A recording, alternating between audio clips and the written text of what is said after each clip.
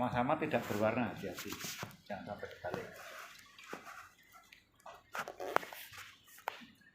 Campur dulu karena kemarin takutnya belum campur.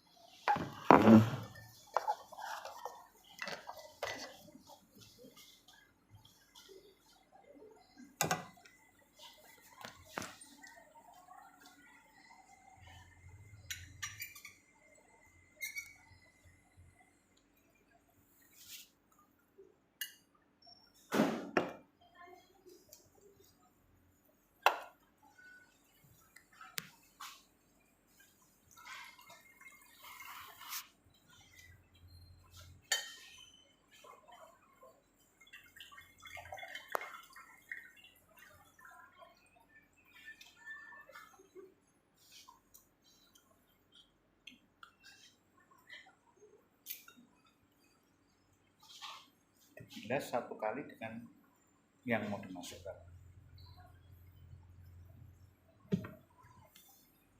Ada yang bawa catatan menggunakan grid?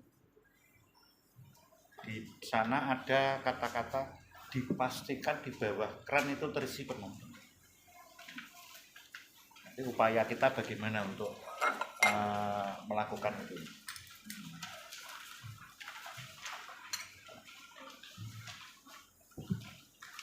Tidak boleh ada gelombang udara di bawah keran.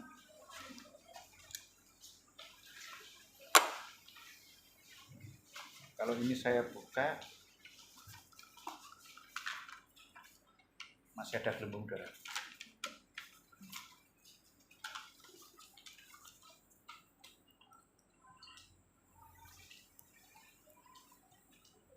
Ini masih ada gelombang udara. Tidak boleh. Untuk memastikan caranya begini. Nah, keluar.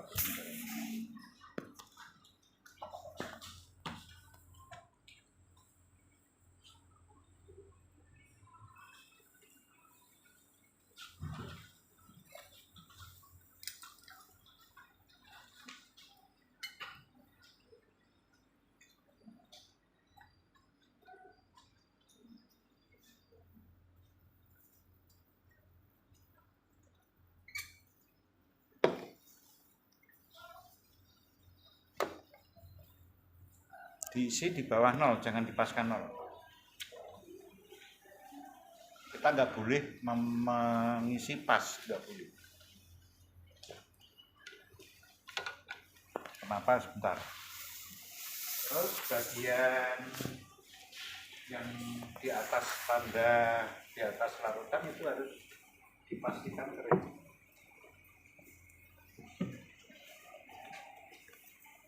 Karena kalau ini masih ada larutan nanti dia nambah volume.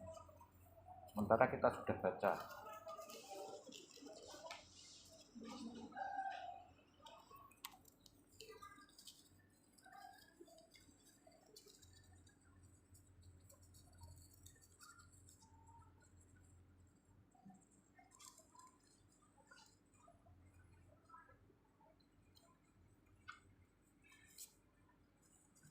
Kering. Nah, terus buriat ini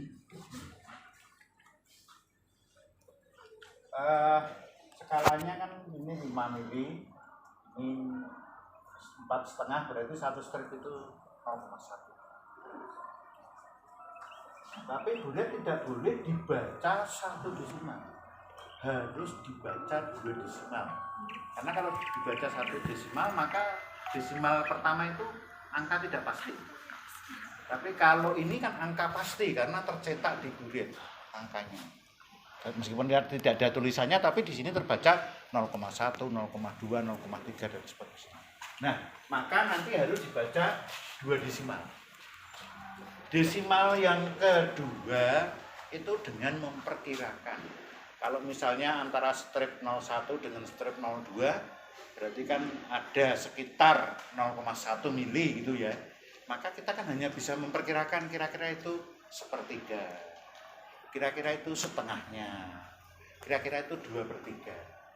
Nggak mungkin dengan bisa, itu kira-kira 1/100, kira-kira itu 1/10. Sulit. Masa kita bisa punya imajinasi 2 garis yang tipis kita anggap itu dibagi 10. Kebangetan nih ngalamun, kebangetan ya. Oh ya. Realnya paling orang bisa memperkirakan, itu kira-kira sepertiga, itu kira-kira setengah, itu kira-kira 2/3. Karena itu angka yang memungkinkan kita membandingkannya itu mudah. Nah, sehingga nanti desimal yang kedua itu kalau enggak 3 ya 5 atau 7, umumnya itu. Oke. Nah, untuk membacanya adalah kalau bulat yang seperti ini kan dilengkapi dengan skala Skelbach, yaitu apa? Ada latar belakang putih, terus dikasih garis biru. Nah, ini akan menyebabkan larutan yang ada di dalam bulat ini seolah-olah akan seperti ini. Akan membentuk 2 meniskus seolah-olah. Karena permainan garis tadi. Nah, terus yang bacanya adalah di pertemuan meniskus ini. Kalau ini saya perbesar nanti akan seperti ini. Jadi garisnya itu akan kelihatan patah. Yang semula garis lurus, karena ada 2 meniskus itu seperti patah. Jadi kita bacanya di tempat patah. Ini baik untuk larutan berwarna maupun untuk larutan yang tidak berwarna. Sama, kita menggunakan pendekatan Skelbach, maka yang kita baca adalah ini. Nah, jadi kalau misalnya ini, ini kan patahnya di sini. Kalau kita catat garis lurus ini berarti kira-kira patahnya di seperberapa? Kira-kira di 2/3. Ya. Maka saya bacanya adalah 4,5 karena kalau sampai sini 4,5. Ini kan 5. 4,5. Terus ini antara 5,6 di patahnya. Berarti saya tuliskan salah laporan 4,57. Nggak boleh 45 itu aja nggak boleh. Kalau bulat harus dilaporkan 2 desimal. Karena kalau tidak ditulis 2 desimal itu artinya bukan dari bulat. Kalau itu bukan berarti tidak dipakai untuk perhitungan, gitu loh. Nah, misalnya dari pipet ukur kemarin membuat, belum ya? Membuat hasilnya kan kemarin 2,1. Ya, itu apa adanya gitu aja. Kenapa Pak? Kalau itu nggak dibaca 2 desimal, lah konyol wong anake dhewe sendiri udah nggak ngerti kok. Mau dibaca 2 desimal juga nggak ada manfaatnya karena alatnya sendiri membuat garisnya itu tidak serius gampangannya gitu. Beda dengan ini. Kalau ini memang dibuat presisi oleh Pak. Oke, itu tentang pembacaan bulat ya.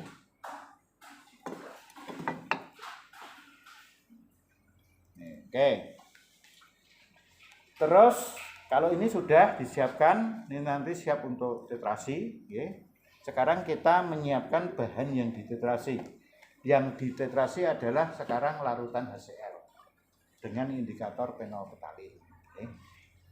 Ada yang nanya kemarin, Pak, fenolpetalin itu kan ada angkanya, dipakai untuk perhitungan enggak? Ya. Fungsinya apa? Indikator, penunjuk. Ya kalau penunjuk dipakai untuk perhitungan enggak? Nah, itu kan pikir, artinya seperti itu ya. Ini saya mau mengambil HCl.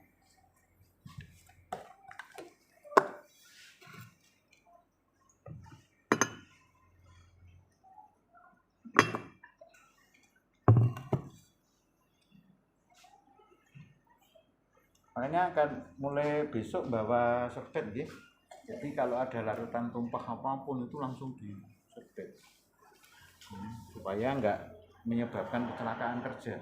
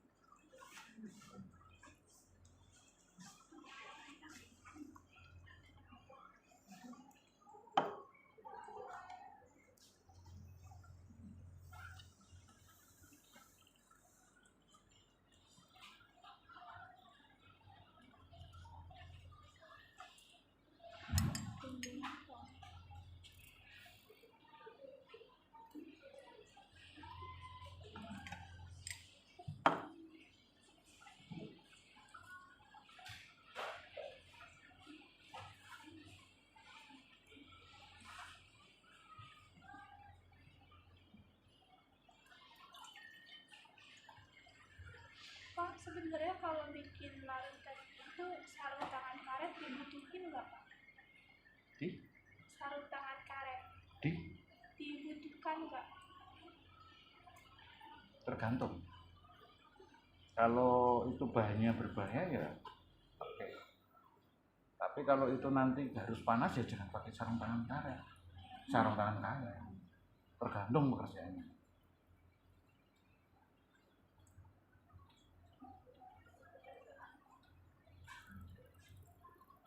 Kalau saya meragakan nggak pakai sarung tangan karena ini nggak ada yang bahaya. Ini lebih sabun jenengan nyuci pakai rinso deterjen apapun itu 5 atau 10 kali lebih bahaya daripada ini. Enawa kan itu. Ya, hasil ini ya ini lebih bahaya daripada lambungmu gitu. Ya, jadi kenapa saya nggak pakai APD ya untuk apa? Ini nggak ada yang bahaya. Ya, APD itu kan dipakai kalau bahaya. Masa tidur pakai helm. Yang wajar aja kalau begitu ya.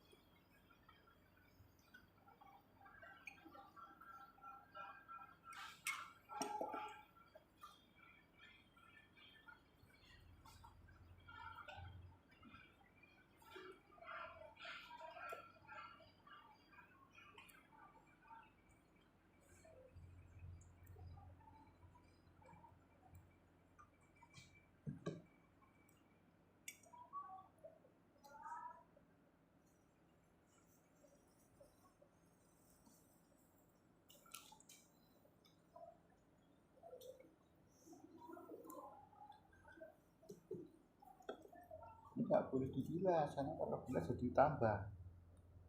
Kan dia hanya menampung 25.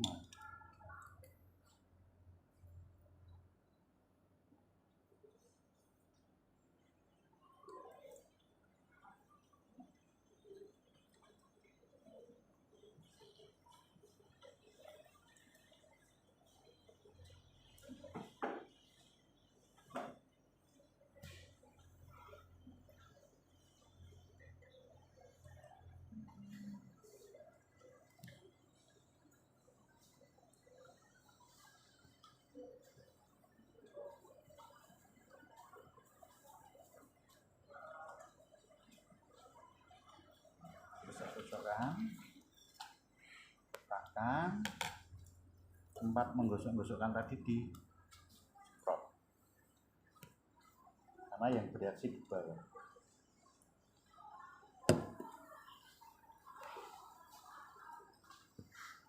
Terus ini kan labu Erlenmeyer 250 atau 300, ini 250. Untuk volume tetrasi yang nyaman menurut pengalaman itu kira-kira volumenya setengah per 5 nya.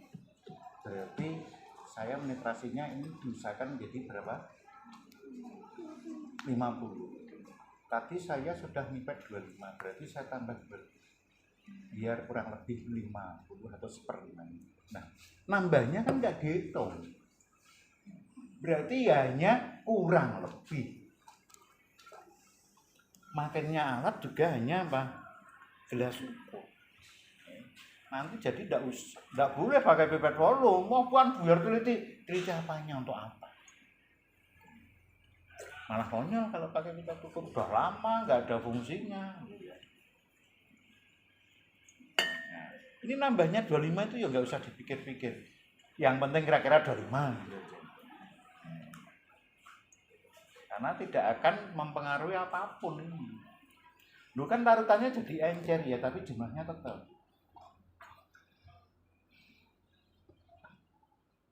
Ya kira-kira ini 25. Cukup.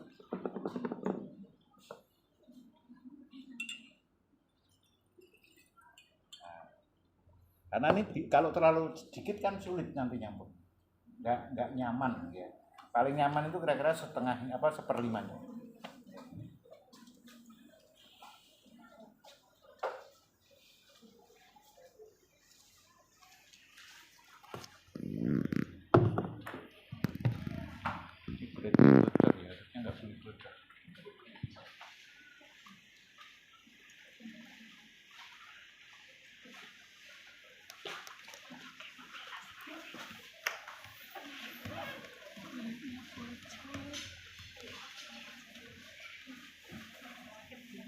Seragam koyo bebek kan.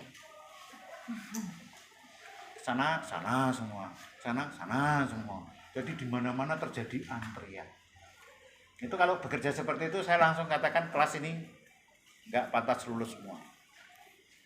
Oke.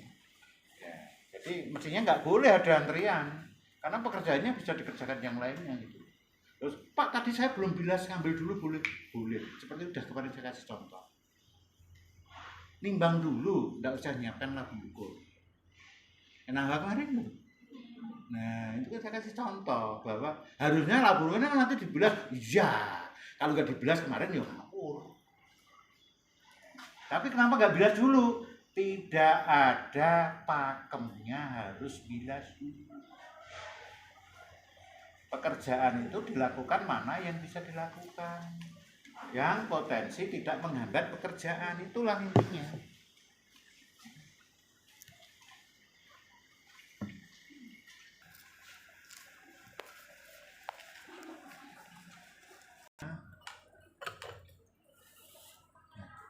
Ini ditambahkan indikator setiap 50 ml yang dititrasi, indikatornya 3 tetes. Nah, 1,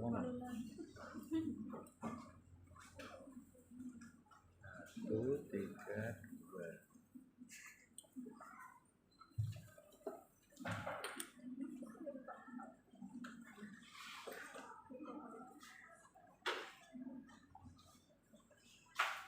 Terus alasnya harus berwarna putih.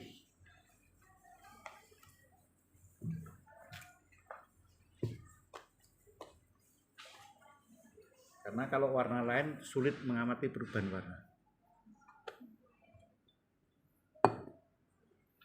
Nah, sekarang kita baca dulu volume awal titrasi.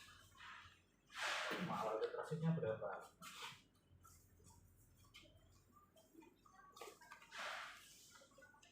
Nanti ditulis juga volume akhir titrasi.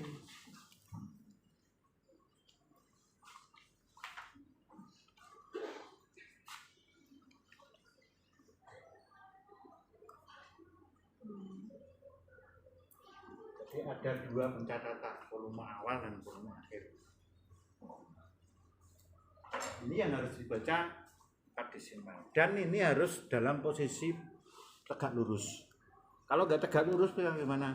Ya diangkat dan dipaskan dengan mata masing-masing. Tingginya ini tidak ada ukurannya harus berapa senti, enggak.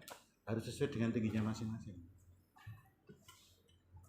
Caranya tahu kalau ini adalah sejajar atau tegak lurus gitu ya. Berarti tinggi meniskus sama kanan kiri. Tinggal dilihat meniskus bawahnya aja. Pada garis yang sama enggak? Kalau garis yang sama berarti dia udah sejajar, berarti udah tegak lurus.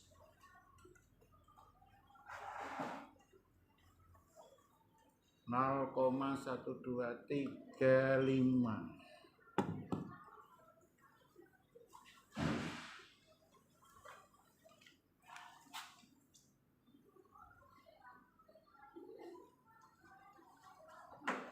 Harus ditulis.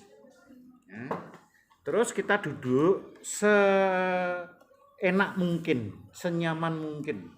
Jangan duduknya tersiksa, misalnya harus miring-miring atau gimana. Harus dibuat menjadi senyaman mungkin. Ya.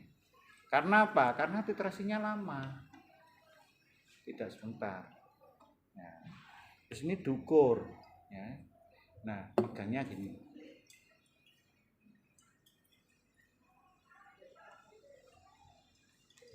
Berputar berlawanan naruh jarum jam, perputarannya kuat tapi atasnya nggak terlalu banyak gerak. Terus selama titrasi tangan tidak boleh melepas keran, mata tidak boleh melihat yang lain kecuali larutan yang dititrasi. Maka ini diatur dulu, enak nggak? Dulu banget gitu, nggak enak gitu ya. Coba ini saya majukan.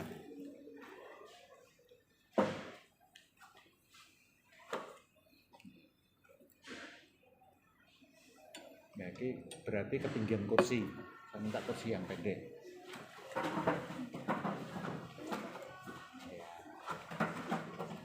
Jadi cari yang enak, jangan cari susah gitu ya. Oh, ini nabrak, ini beda saya.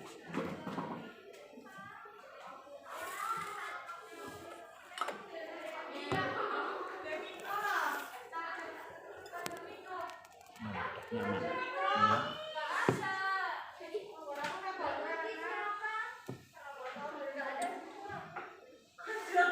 Ini ditambahkannya itu tidak boleh terlalu kuat tapi juga jangan terlalu lambat.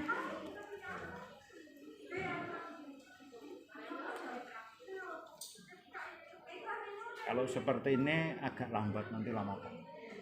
Jadi agak dipercepat dikit, tapi nanti makin lama makin pelan.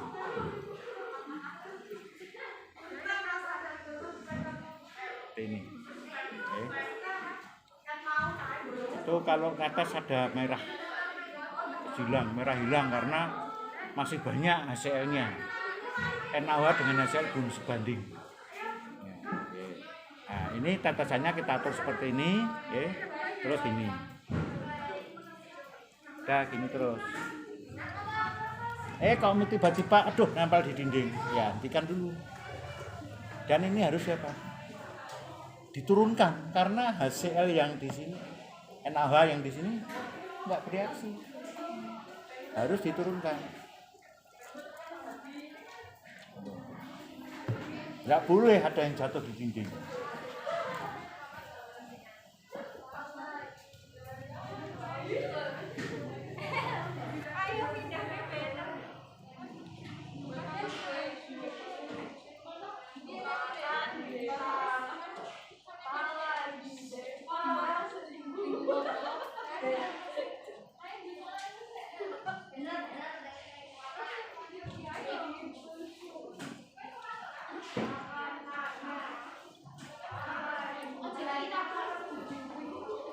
Cari sudut pandang yang tidak terganggu.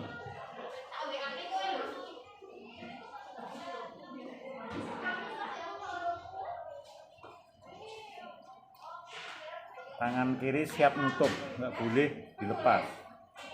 Tangan kanan memutar mata melihat tetesan.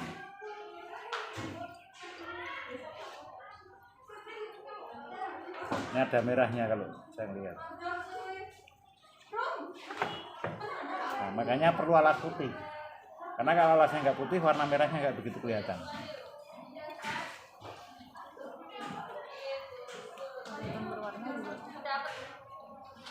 Parutan berwarna juga berwarna merah.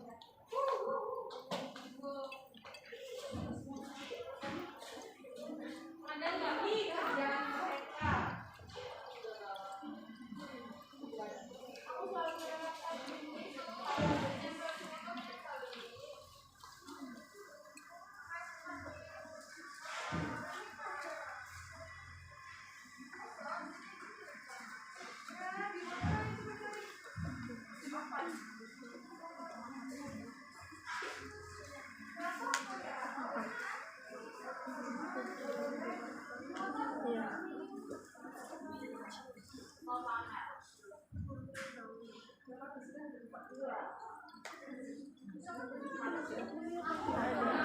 Ya, kalau nanti warna merahnya itu makin lama makin hilang, ini makin dikecilin.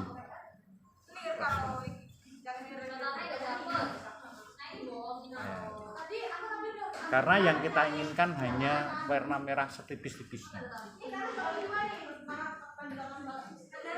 Ini biar nggak bocor kenceng, tapi begitu kenceng angel. Stop. Udah selesai toh? Bukannya apa-apa, kita langsung baca.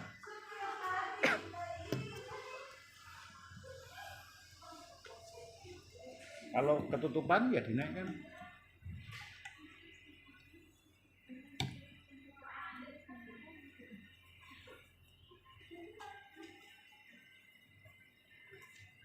(26,05)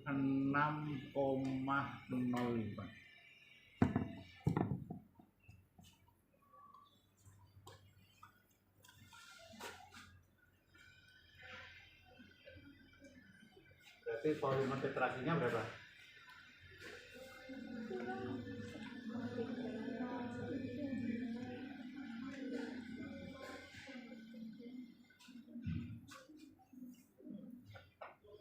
Tuh, ya. Harus pakai 0. Kalau lebih tipis lagi merahnya boleh nggak? Boleh. Tadi kamu nanya tapi ya rada masuk akal. Kalau warnanya udah berwarna gimana? Ya nggak bisa pakai penol petani. Apalagi sudah berwarna merah. Gimana mau lihatnya perubahan warna ya? Ya, jadi perubahan warna itu pasti yang sudah dipilih indikator yang memang tidak pada daerahnya itu. Jadi kalau nanti sampelnya berwarna merah, tapi alhamdulillah asam nggak ada yang berwarna merah. Itu ya. Sehingga indikator fenolfthalein itu banyak dipakai.